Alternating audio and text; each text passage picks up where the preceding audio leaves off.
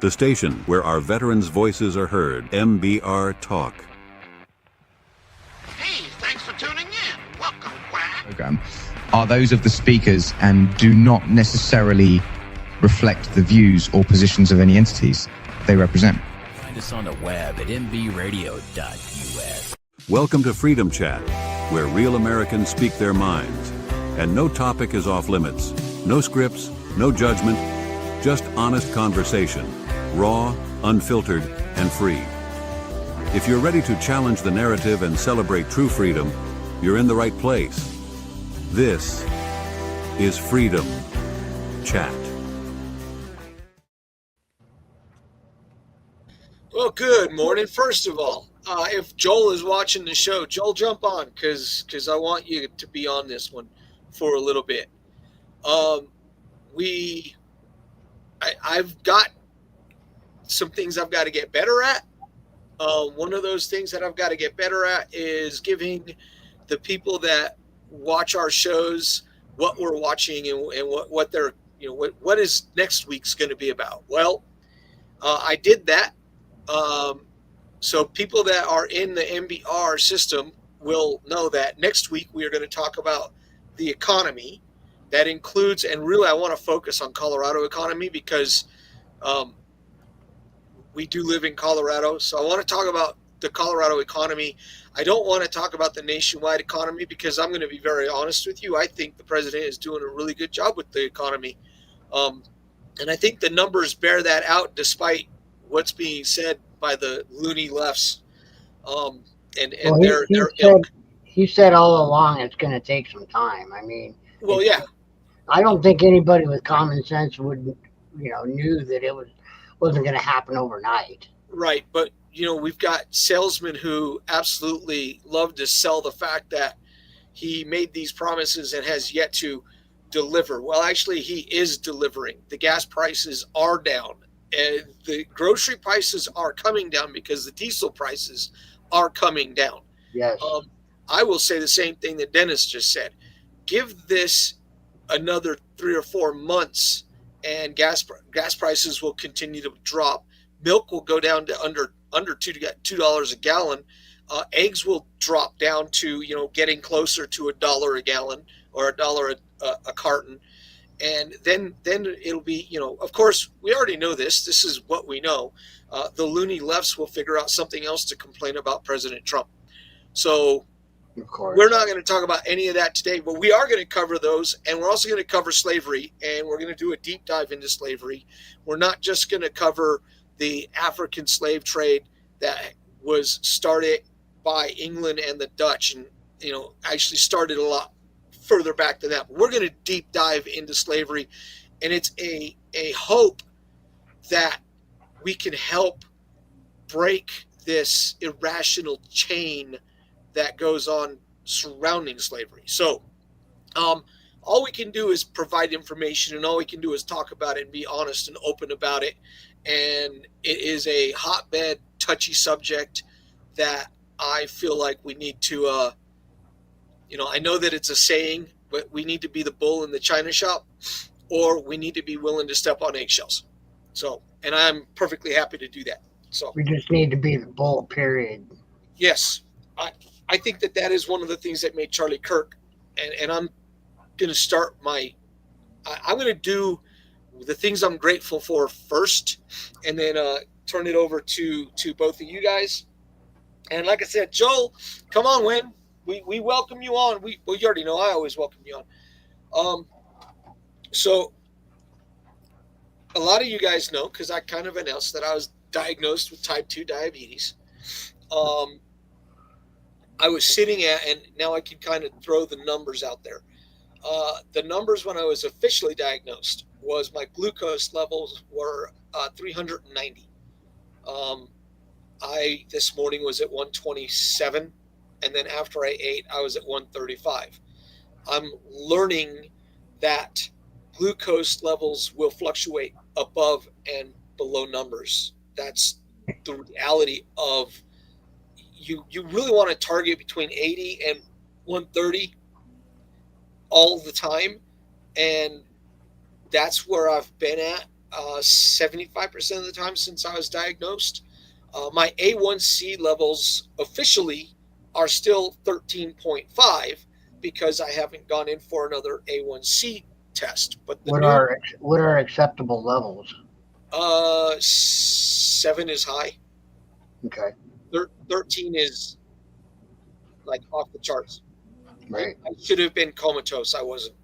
In fact, the doc was like, "How come you're walking?" I don't know, because I get up and walk. I don't know. I don't know how to describe it. That's what's going on. Because you're stubborn. Because I'm stubborn. There it is. But since then, I've gotten my glucose numbers under control. And look, I'm not going to tell anybody that I'm an expert, because I'm not. I'm constantly learning. I'm constantly trying to get better. And I think that is one of the things that I am very grateful for, is my willingness to try to get better. I am very fortunate and am very grateful that I have a family that sometimes becomes intrusive, that I would like to kick them in their legs for being sometimes overly intrusive. But if it weren't for my sister-in-law overstepping her bounds and telling my wife that she was concerned, then my wife would not have gotten concerned, and my wife would not have insisted that I go see the doctor, and I would have probably been sicker for longer, because I was really on a bad downward spiral, and now I'm not. I'm recovering. Hoping to be out of this thing by February, the earliest, March, the latest.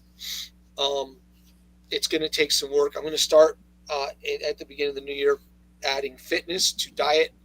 I've already shifted my diet considerably. Mostly protein. I'm trying to stay away from the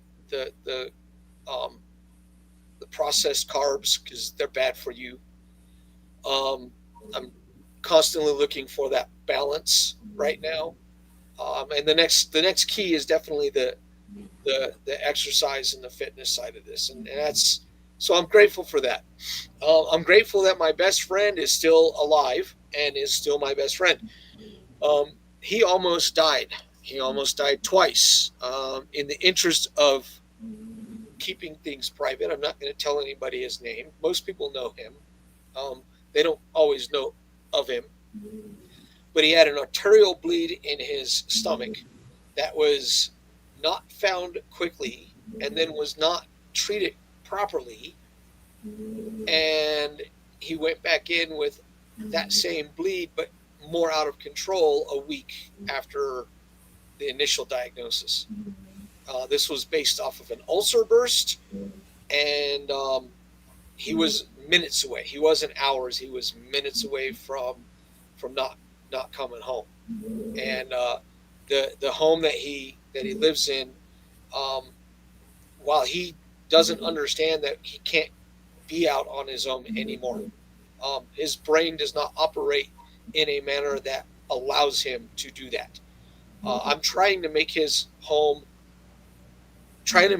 that home for him as nice as it can. That's why, amongst I can't believe I'm doing this crap in bad weather, but I'm going out today, going over to Mom's to sharpen up some knife blades, and then I'm going to go over to Richard's. Now, I just dropped his name, but I won't give the rest of it. But I'm going over to his place to measure his current flat screen TV. Then I'm going to go and I'm going to get him a new flat screen TV. Then I'm going to go back over to his place and install it, set it all up, and trying to make it better for him. Nobody wants to be in a old folks home at his age. It's really, really crazy, but he's still alive. And when he asked me what I wanted for my for Christmas from him, I says, you already gave it to me because you're still here. So that's two things. I am grateful that I still have a job, and I'm grateful that I've got bosses that let me do my nonprofit work, that give me that time to do that. That one of my bosses is diabetic, and he gave me his glucose monitor And I'm much happier with this glucose monitor than I was with the one that I was given by the doctor, because it's more accurate and it's got an app that allows me to check and track and, show averages, which is really, really important to be able to do that. Because you don't know what you don't know. And those are things that I think are really important. So I'm grateful that I've got bosses like that. I'm grateful that I got brothers and sisters in arms that might not always agree with me, but damn it, they're still my brothers and sisters in arms. I'm grateful for my big band. And I'm grateful to have a bandmate in my big band who, while we don't agree politically and we don't agree ideologically, obviously, he's still a good enough friend of mine that when I bring things up to him that are bothering me, he's going to address them as my bandmate, and he's going to address them as my friend. So we had that conversation the day, 2 Wednesdays ago. Last Wednesday, actually, not this past Wednesday, but last Wednesday. And he agreed with me. He agreed. Political commentary in rehearsal night and concert nights are not, you just don't do it. You just don't do it. It's bad. It's a bad look. And I had basically gotten tired of it and had reached a point where he kind of understood that I was done. And I didn't want to do any more of that crap. If people want to have debates, then jump on Freedom Chat. If people want to have private debates, y'all know my number. Give me a call. My number is actually on my Facebook profile. So you can always give me a call, and I'll be happy to openly have a discussion with you about the things you like or the things you don't like about what I say. At the end of the day, what I say is my responsibility, and your feelings about what I say are your responsibility. I think that's something that has gotten lost over the generations and over the years and over the decades. So I'm grateful for 2 kids that are now young adults. I am grateful for my autistic son with mechanical genius that doesn't have any form of impulse control to speak of. Mom, he went, we had him put weight in the back of the pickup truck. And we had him check the oil. So he goes and he checks the oil, and then he goes and finds a dumpster full of garbage, bicycles, air compressor, just crap. And Kerry saw him on the camera, and I went out and told him I want it all gone. One of the bikes I kind of wish he would have kept, because it's a foldable bike, and he really kind of liked that. But you can't keep bringing stuff, and we talked about that with him. And I'm sorry that it made him angry, and it did. It really frustrated him.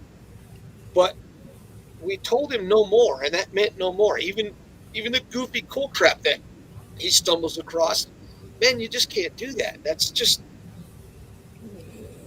too much. And that's what I finally put my foot down and told him. And then when he came back, I walked him around the backyard and said, of all the stuff that we told you we wanted you to get rid of, you got rid of maybe 20% of it. But the flip side is, I'm grateful to watch this kid figure things out and learn how something works and build things that, quite frankly, I don't know how that gate is going to work. He's the one that he just sees it and knows how to make it work. So the stuff he's bringing home, he wants to try to repair. Well, yeah, I mean, that's his intent. And what I told him was, dude, you haven't even sold, but you have barely sold the stuff that we already have. I mean, we've got 5 or 6 lawnmowers that he needs to repair and then sell at a very low price. Right. And he's got a couple of snowblowers that I don't think have ever started. And, I don't have a problem with it, but there's got to be some semblance of control, and there's got to be some semblance of balance and sure. Perspective. And but I'm grateful for him. I'm grateful for my daughter, who is going out of the country and throwing me into just a total nerve-wracking, worry fest because she's going to be, in a whole nother country overseas. And that's just, my brother downplays it, and I understand that he downplays it. And I understand that he's also just being a pain in the ass.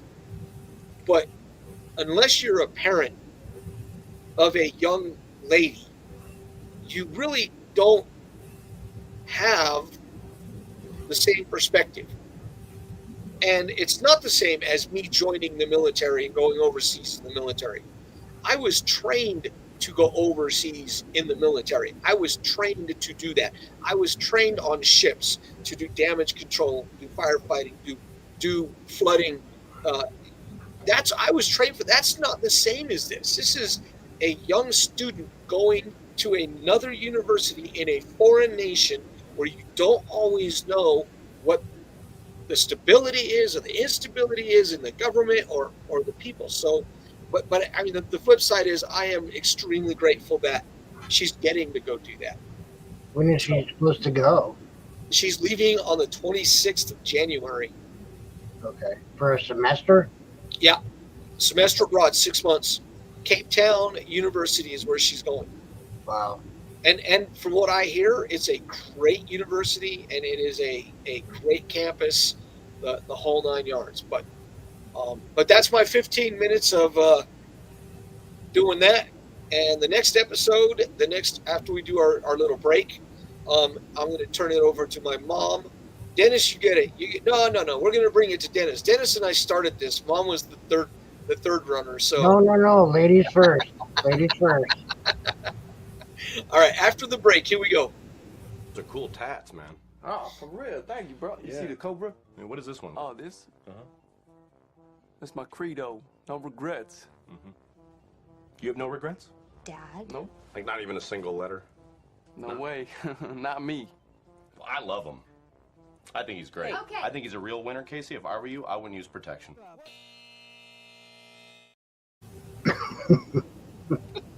That just never gets old. It doesn't. It doesn't. Oh, see what you get, Mom. Yes, I got you. Getting crazy in his old age. Do I'm not sure who I should have gotten rid of. You or Lisa. All right, Mom, it's your turn. Well, let's see. This year of 25 has been a challenge for me for health reasons. But on a good note, started out having to wear oxygen all day and all night. And now I don't. And after sometime this summer, I'm finally able to actually walk again without too much trouble. So That's awesome. altogether, it's coming along. I'm getting better that way. I can almost think again. Maybe that's a good thing and a bad thing. There are people who would possibly think that's a bad thing. I get my mouth going. Oh, come on, Mom. Don't even start that. Yes, well, I do get my mouth going sometimes. Actually, it's the fingers walking whenever I'm typing answers to idiots on Facebook. Oh, sorry. Did I say idiots? Yes, you're correct. Hey, are you grateful for those idiots? They do make your life more interesting, right? Actually, they do make my life interesting. Although sometimes I wonder how they get up out of bed in the morning and manage to put their pants on. Maybe they don't. That's true. How would I know? I think they do, but when they do, they join the rest of the Antifa crazies. Anyway, I'm grateful for President Trump.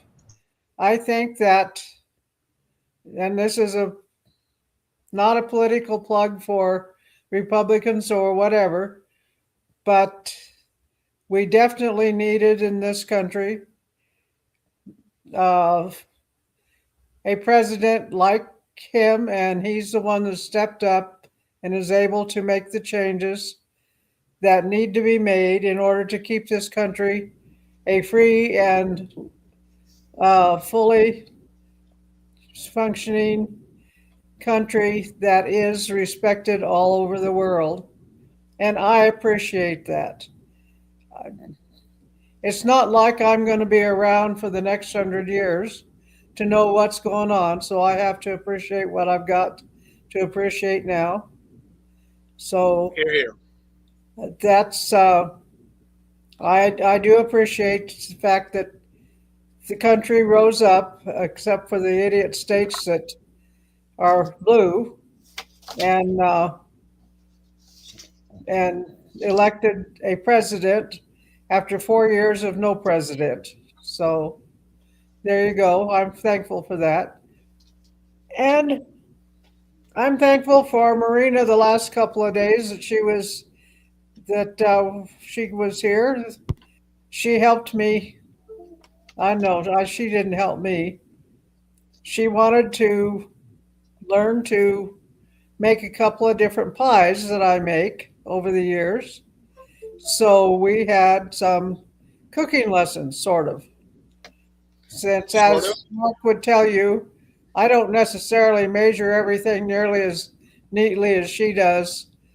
I just had to basically tell her, here's the book, there's the instructions, read them, and then we'll go over it. And then I showed her to make sure that she knew whenever the chocolate pie sauce was ready to come out. And it turned out really well. The pie actually looked like pie and not pudding. And I've had it turn out like pudding because I didn't cook it long enough. So there you go. So Dennis,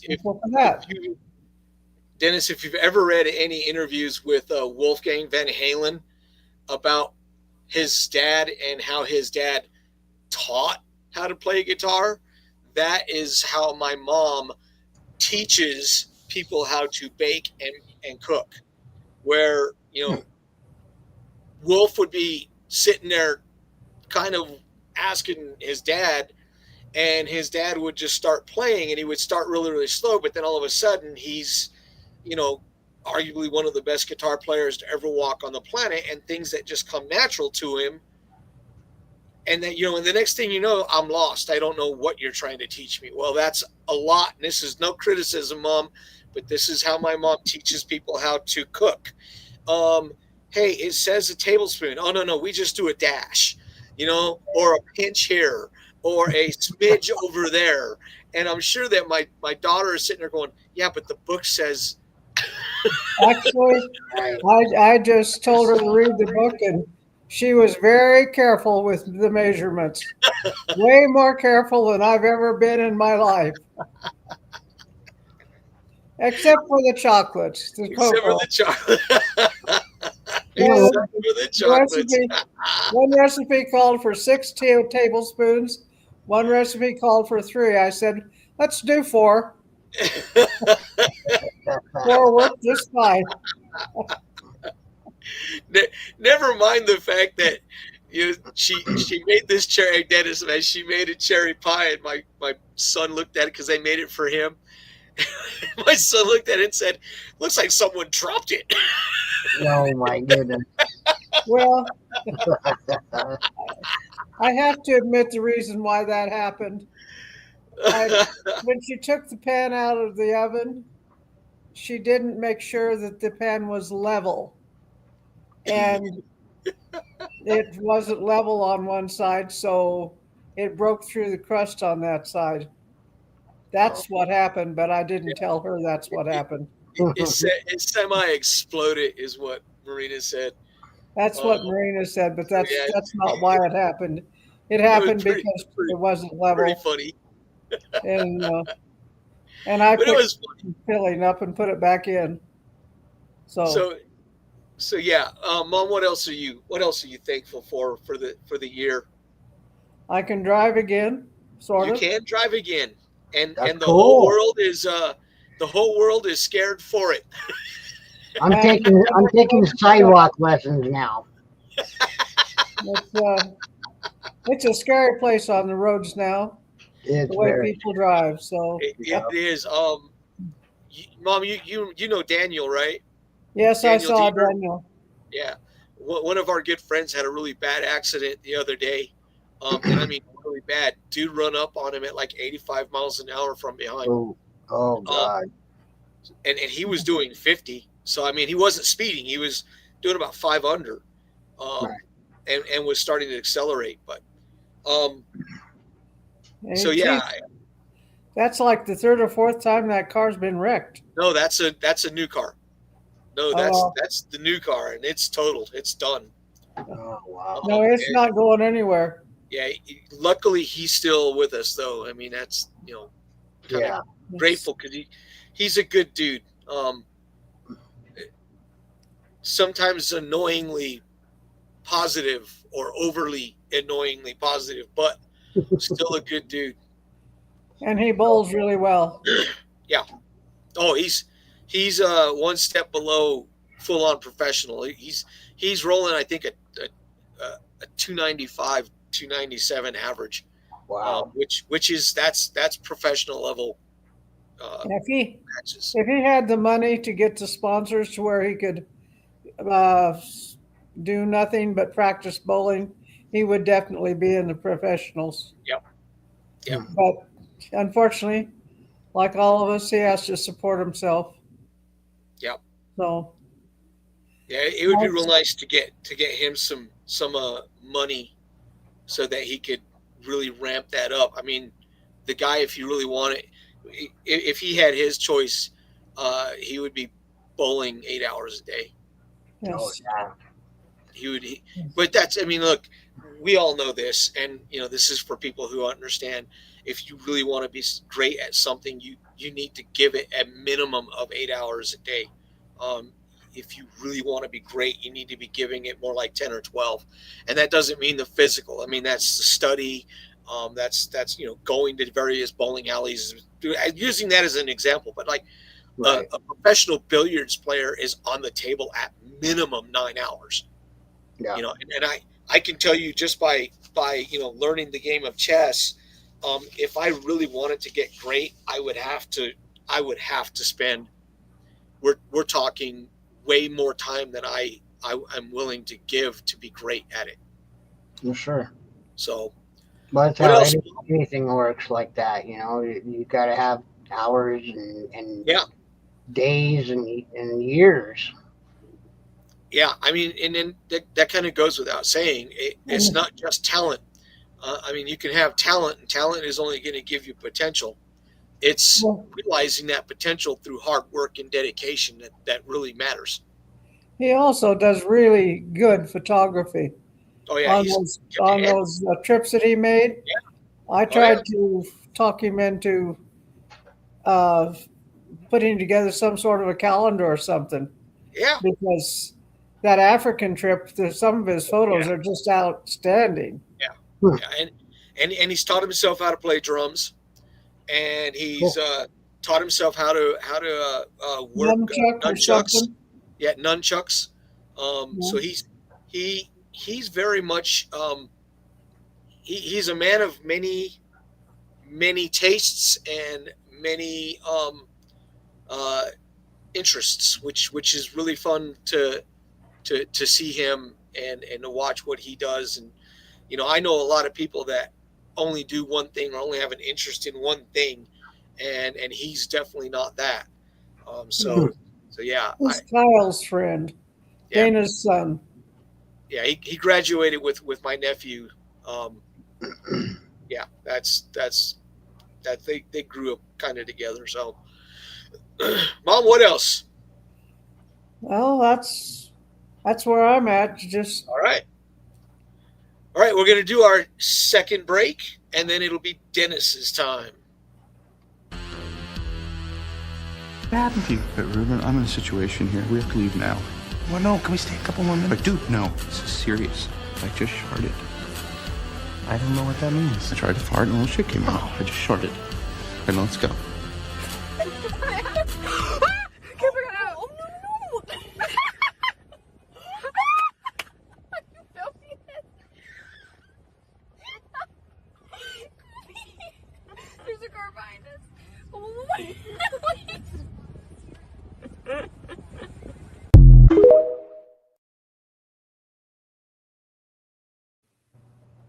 Wile E. Coyote, man. You know, it's All funny. I gotta say is those people are dumb if they didn't have somebody in there to have their foot on the brake. Right. You know, it's funny because Philip Seymour Hoffman, the one guy in that show, I just watched him on a Mission Impossible 3. I've been going through all of the Mission Impossible movies, and pretty amazing how flexible he was as an actor. Pretty sad that he died of a drug overdose. That happens a lot. All right, Dennis, you're the last one, and then we'll kind of do our last segment about what we hope to accomplish next year. Well, you know, I mean, I've got a lot to be thankful for. You know, my health, and considering I'm not very good to my body, somehow I'm still around. I don't know how that works, but Dumb luck.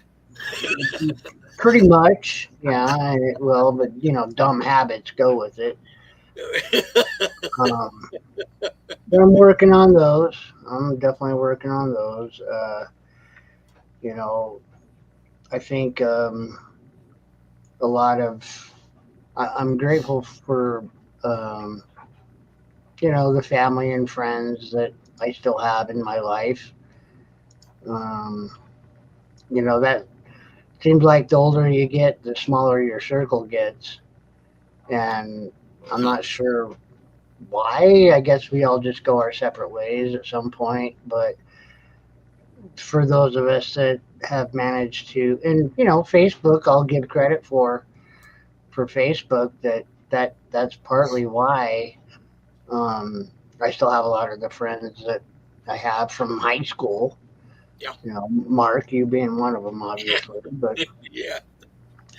you know, there's still a bunch of people that, and ironically enough, some of the friends that I have still on Facebook are, you know, people that like we weren't in the same cliques in high school. You know, some of them were jocks and intelligent people, and you know, but that's cool. You know, they come from all walks of life, and I love that. And somehow we managed to keep that tether between us. So it was cool. It's cool, you know. My family, obviously, they all still have their health, and they're in mostly good health. I went through some trying times a couple of years ago, and it took a couple of years to get out of it. And so this year was the end of all of that. Thankfully, the end of October was the last of it, and so I learned my lessons, and moving on, pushing forward with a positive attitude. Nice.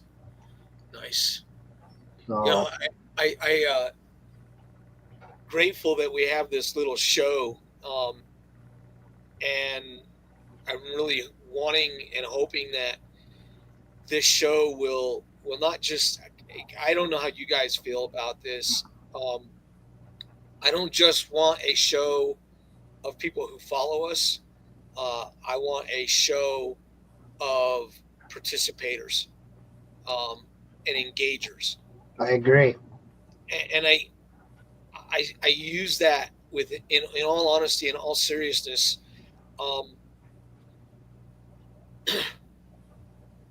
I'm grateful that we still live in a country where there is the potential for people with different views to come together. And I'm grateful that we are in that kind of a country. I think that was one of the things that made Charlie Kirk's format so good and so formidable, was that he didn't shy away from talking to people with opposing views. And it wasn't just the leftist views that he had no problems debating. There was one where a guy who was obviously, extreme far right was attacking him because he was accepting of homosexuals, and he didn't have, he wasn't, he was on his stage and he was talking. This guy said, I have a problem with TPUSA because of, your stance on homosexuals and that ilk. And he basically said, are we living a godly world, or are we living in a world that has no flexibility? There are conservative homosexuals just like there are liberal straight people. And I mean lefty liberal straight people. So, your orientation has nothing to do with your political affiliation. And I'm hoping that we can grow a group of people who will come together, left and right, and are willing to stand on what they stand on. And I don't know how my mom feels about this or Dennis feels about this, but I want someone to come on and say, this is why I believe socialism works. Lucas didn't do that. He's welcome to come back on and explain to the audience how and why socialism works and how and why capitalism doesn't. Send an invite to Crow. See if he shows up. Well, absolutely, I will. I want to, and that goes for Hickenlooper, and it goes for Bennett also. And hell, I'll even invite the governor on, because you guys got to be. Lucas is, and people like Lucas, their problem is they're only getting their information from one side, and not getting all the information, which is very important. Right. This stuff going on in Somalia is just busting open like a coconut with a sledgehammer. But the mainstream media is not reporting hardly any of it. No, they're not. Okay, here, and this goes to that. My daughter's good friend, Rosie, her mother sends, well, she did until I muted her today, because it's always the same anti-Trump garbage. And in this case, it was the Trump administration, one of the departments, and don't ask me which one, because I'm not going to unmute her just to look at the damn video, because it's stupid. But it made claims that the Trump administration was going to attack our First Amendment by banning specific words. And one of the words was women or woman. And I'm sitting there going, okay, you cannot with a straight face say that Donald Trump is going to ban the word woman, when Donald Trump is one of the people standing there going, the left doesn't even know how to define what the hell a woman is. Right. But we know what a woman is. We also know. Mark, I know the answer to that. That's a birthing person, isn't it? Well, okay, if you want to call them that. No, I call them mom, and I call the dad dad. I don't sit there and call the dad a sperm donor. That's not what I am. I didn't. I'm a full-on participant. Right. And I just people like Lucas and people like Hyla Clemens, this is where they're off. They're off because they're so hyper-focused on the one person that they're not looking at the big picture, which is the rest of the country and the real world problems that the rest of the country have to deal with. And yes, I am going to talk about things like affordability. Things are still not nearly as affordable as they need to be. That is a reality. But let's not forget, this is a reality that has been going on far longer than Trump when he first came in. This was a problem all the way back in Reagan's time. The Right. economy and the times have changed. The problems are all still the same problems. Mark, Mom brought up, these people, they're just being told to hate Trump. They don't even know Yeah. why. no, they even don't. know why. Right. Now, Mom brought up something because she saw it come across because is Xander, right? Xander's one of the guys running for governor. Marks. Marks. So Victor Marks Marks. is running for Oh, governor. Victor Marks, yeah. And Marks posted a post about the fact that amongst other states, Colorado is not going to, they're going to continue to enforce taxing on tips, which is something that the president is trying to get rid of. And overtime. I actually saw that post, but I saw that post on Instagram, and it talked about all of the blue states, the big blue states, New York, California, Michigan. They're all basically defying Trump, and they're going to continue to tax tips. Well, I only said one thing, and that was we shouldn't have income tax to begin with. There should be no income tax to begin with. There was no income tax for years and years and years, for decades. There was none. And now there are, and there has been since shortly after the Civil War. No, income tax came in. Officially, the income tax came in somewhere between 1900 and It was Wilson.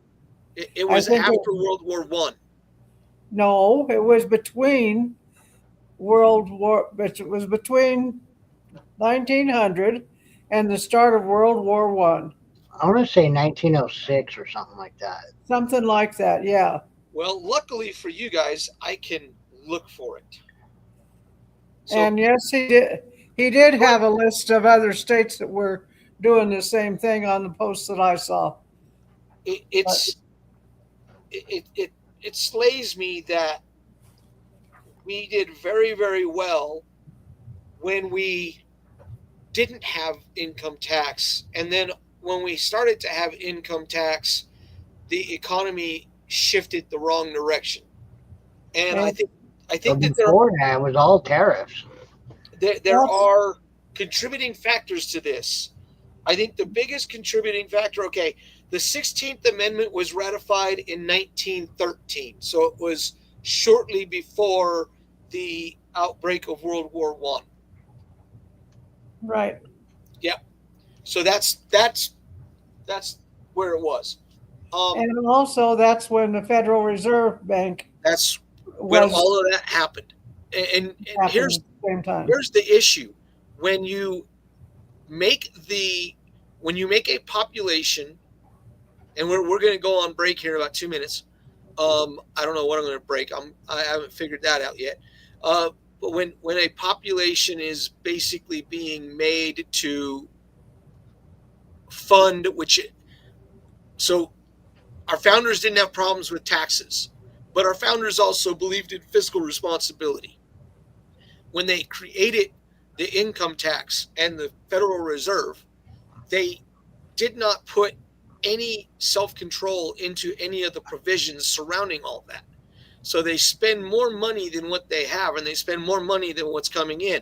Well, the easiest way to fix that problem, so to speak, is to outspend or attempt to outspend your own stupidity.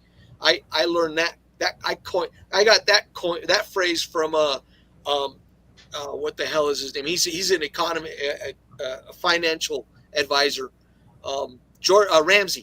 Ramsey is really a smart guy when it comes to money, and he said you can't outspend your stupidity. That's what he's getting at. And our government has managed to outspend its stupidity. How many times over, Mom? A lot, right? Time or two. Dennis, what would you say outspending your stupidity? Ain't that the equivalent of saying, hey, I'm only working at McDonald's, but boy, that Ferrari looks good?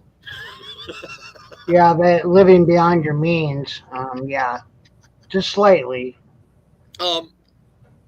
So it kind of is a frustrating thing when you know, and look, I already know people are going to say, well, the government needs to do this and the government needs to do that.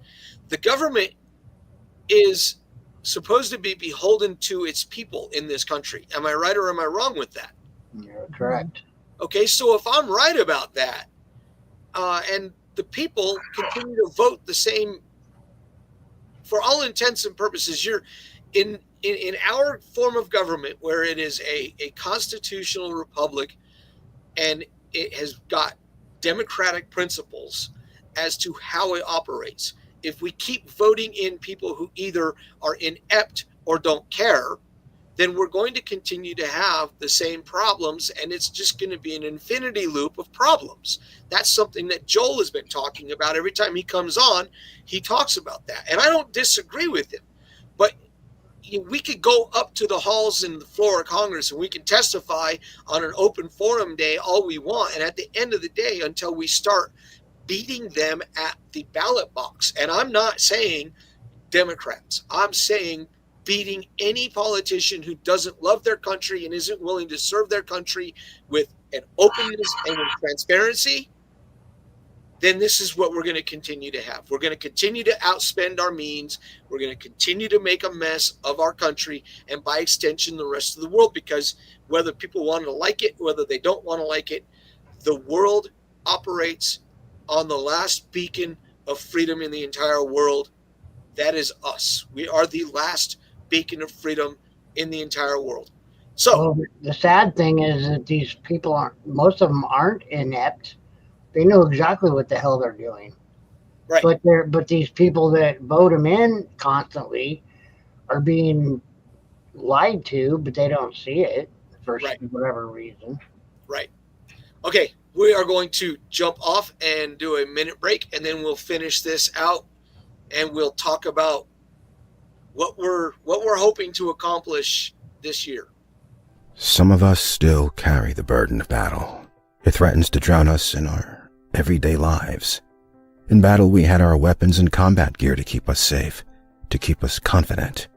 But when we returned home, we were not armed with weapons and gear to cope with our own minds. I was lucky to find my combat gear, my mental weapon, and it's called Calmago.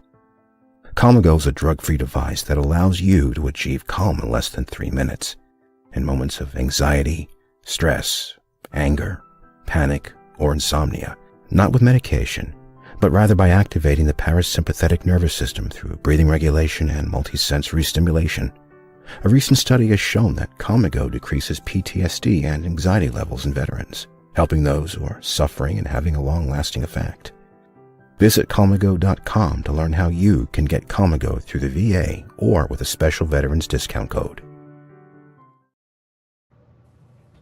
All right, we haven't done that one in a while, and I really kind of like that device. I don't need it, but I know other people that do. Of America. So No. I'll start this. I don't believe in New Year's resolutions. I just don't believe that they are. Hey, look, man, the road to hell is littered with good intentions, right? Right. I just believe that I want to improve my financial state. I think that is something everybody wants to do. I don't know how I'm going to do it yet, but I know that I want to do it really bad. I want to be able to provide for my family. I want to be able to position myself so that my family doesn't have to worry about where our income is coming from. I won't walk away from my job anytime soon, but I am definitely in that position where that's what I'm looking for. I'm going to improve my health. I am not going to tell anybody how many pounds I'm going to drop or any of that crap. I am going to improve my health. I've already started improving my health. I think that it's pretty damn impressive to have a pan of tiramisu right in front of you, and I had a really small piece. And that was what I had last night for dessert, right, Mom? Right. So I've already shown the ability to have the discipline required to do better for myself. I am going to improve my trumpet play. it's a new year, and I'm going to do that. I want to play my horn more, so I'm going to make that time happen for me. I'm going to try to move my nonprofit National Honor Tour further forward. Once again, I don't know how I'm going to do any of this. I think I'm going to lean into faith a lot. And, I'll be honest, I do plan on going to a church. I don't know which one yet, but I do plan on going to a church. I've been driven that direction for a while now. I just don't exactly know. That destination is yet to be fully realized. So, well, your kid, Marina and Connor too, were quite excited about the old Bibles. Yeah, but Connor for different reasons than Marina.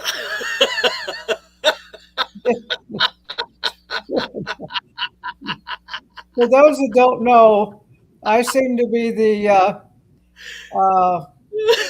historian of two sets of families, the Stalins and the my side of the family, the German side.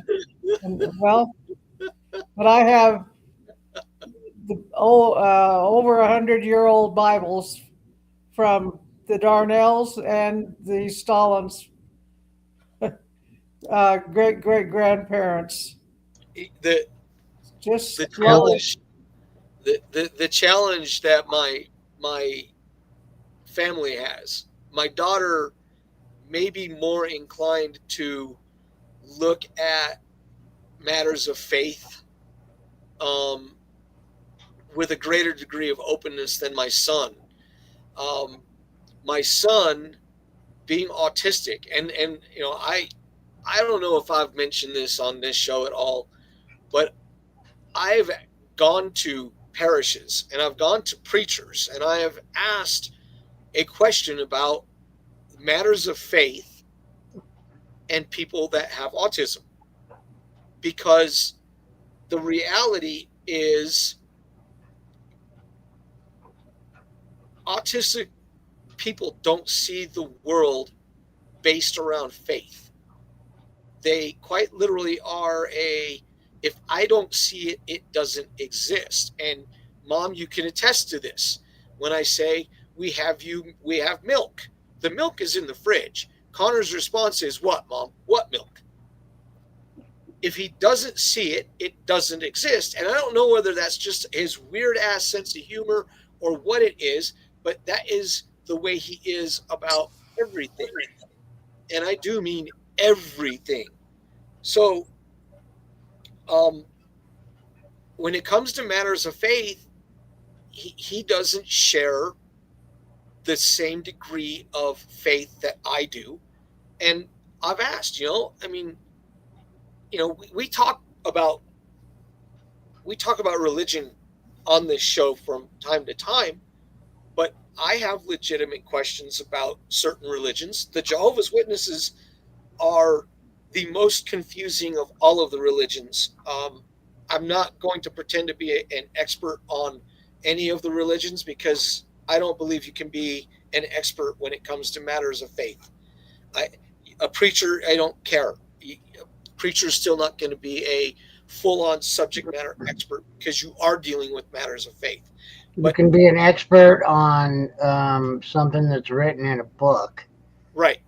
But you cannot ever be an expert on anything based on interpretation. Right. And so, for example, when the Jehovah's Witnesses talk about there's only a finite number of slots for heaven, but you still see missionaries all the time. In fact, I used to have a couple of missionaries come to my house and sit down and talk with me. And I would simply ask them, if there's only a finite number, why are you still recruiting? You don't even know what that number, you know what the number is. Well, yeah, but it's complicated. Well, no, it's really not. If the number is 1 million, well, it's varying degrees. No, that's not what you said. You said 1 million. I mean, I don't know what the number is for the Jehovah's Witnesses. What I do know is that there's a finite number of openings in heaven, and that is according to their faith. And So when it sounds like they're doing that based off of a lottery ticket. oh yeah, I mean, well, you might as well. I mean, let's just Silly. keep a point, right? Sorry, So- but that's silly. So needless to say, they quit coming to my house because I kept asking that question, because I felt that it was a legitimate question to ask. I mean, am I being unreasonable to say, look, if I want to go to heaven, do I have to, if because the Bible doesn't say that. The Bible says, he who believes in my son, and Christ says, I am the only way through heaven. But there's no limitation to the number of people, because if God is infinite, which you have to believe God is infinite, then his house is also infinite. I could be, I don't think that I'm wrong in this thought process. Well, to your question about Connor and the possibility of faith with him, he would fall under that category of suffer the little children to come to me. Yep, that's what I believe. And that would, because his thought processes in some areas are no different from that of a small child, and you do not judge a small child the same way you do an adult. All right. The child, the less sin. I went off on a tangent, and I apologize. So I'm going to turn it over to you guys for the rest of the show, and talk about what you're hoping to have happen over the next 12 months coming. Well, I'd like to get back out to Tennessee to see Lisa and her family. Whether or not I can do that or not, we'll see. Ruthie and Steve are supposed to be here in the spring. Heather's 3 kids are all graduating college this spring, in 26. Wow, crazy. Her youngest, Heather's daughter, is going to be a surgeon. She's working towards to become a surgeon. And I don't know what the 2 boys are planning on. But they're doing very well. And both of Eric's boys are working for Amtrak now, running the trains, the electric trains. So, cool. Okay, that's my goal, is to get back out there to see Lisa, and I would like to go down to Florida and see Christine, because it doesn't look like she's coming back. Maybe she will, maybe she won't. Well, she'll never come back here to stay, but I had hoped that she would be able to come back and see me this fall. But things got messed up with my health issues, and that didn't happen. So we'll try again. All right, Big all D. the time. Wait, I can't call you Big D. That's a Harry Potter reference. I'm not going to call you Big D. Okay, Dan, it's your turn. I mean, that's all over the board. So, oh, you don't call me late for dinner, I'm good. Yeah. What's all over the board? Your nicknames? Yeah. Thank goodness none of them, or very few, are derogatory. So that's good. Right. As my family would have said, I don't care what you call me as long as you call me in time for dinner. That's right. That's right. All right, Dennis, what are you looking at, man? You know, I'll make it quick, man. You know, this year, the 2026, I'm you know, I don't believe, like you said, you know, I'm not going to go for the whole, I'm going to do things differently type of thing, or, you know, the losing weight, or the whatever the thing is, you know, that people do. I'm just going to try and keep improving you know, upon myself. And I'm hoping, like Phyllis said earlier, I am grateful for Trump, and I'm hoping to see a lot of what he did, him and his cabinet did. You know, I want to see it come to fruition and start proving to all the naysayers that his way is working. And I believe it is now, but I don't think a lot of people see it. You know, they were the ones expecting it to happen overnight. The common sense people knew that wasn't going to happen. But I really want to see it like bloom into something that, like, you know, nobody's ever seen, like in the words of President Trump, like in the which nobody's ever seen before, you know? Yeah, right. And to help everybody out. And hopefully that'll turn a lot of negativity into positivity. So that will be, you know, and I'll be honest, I'm hoping that happens. And you know, we're over by a few minutes, and I that's fine. I think I really want to see. Okay, here's the reality. Come election time, this is the truth. History has shown that for whatever reason, the midterms after presidential elections go the other direction. Right. I do believe in my heart that this year is going to be much like everything else. It's going to be an anomaly because I believe that, you know, come April or May, when egg prices are almost $1, a little under $1, come April or May, when the milk prices and the meat prices start to drop to what is a much more manageable position. I firmly believe that when those things happen, voters are going to vote with their pocketbooks, and there's not going to be any amount of propaganda that is going to basically save a party, a political party that is hell-bent on the destruction of the nation that its representatives have sworn to uphold and protect. Right. And I believe that to my utter core. I believe that when the proof really hits home, I believe without a single solitary shred of doubt that we're going to see this country come together like it's never come together before since World War II. I think that's already happening. It's happening. It's happening a lot slower than I would like to see it, but well, these people about it. These people have to realize, I mean, that fuel, like oil, runs the world. It does. I don't care what anybody else says. Oil is gold, and without oil, and you know, like with diesel prices, like you mentioned earlier, Mark, when you know the lower diesel prices get, the lower everything becomes, the cheaper everything becomes. Yep.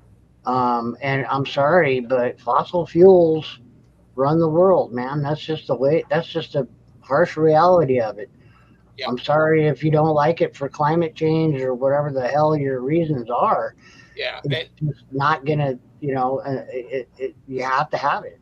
You know, in 2 weeks, I think we want to talk about the environment, and we need to do a very well-versed scientific proof, because there are, you know, as many climate alarmists that are out there, there are an equal yet much squashed number of environmental scientists who are trying to raise the red flag, saying all of these alarmists are not being truthful.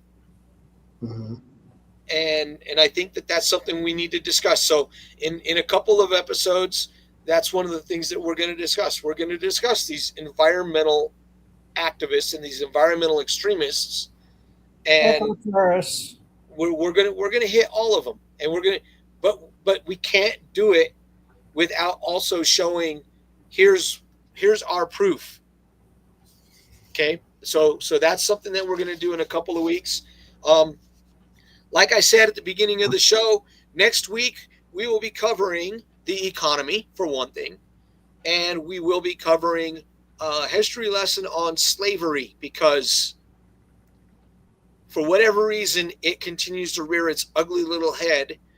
And I believe the same thing Michael Brown believes. In order to get it to stop, you need to be open about all of it, not just the stuff that makes you feel better about making other people feel bad. And we'll get into that. So God bless you guys. Happy New Year. Be safe over the new year. We love you all. We love our country. First and foremost, we love our countrymen. God bless America, and God bless you guys also. Happy New Year, everybody. Oh, congratulations to the Denver Broncos, AFC West champions. Yes, sir. Go Broncos. Go Bronx, whatever. All right. That's my excitement.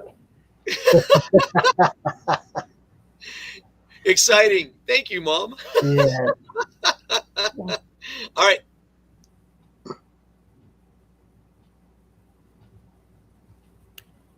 The station where our veterans' voices are heard. MBR Talk. Hey, thanks for tuning in. Welcome, Quack. Program are those of the speakers and do not necessarily reflect the views or positions of any entities they represent. The web at mbradio.com.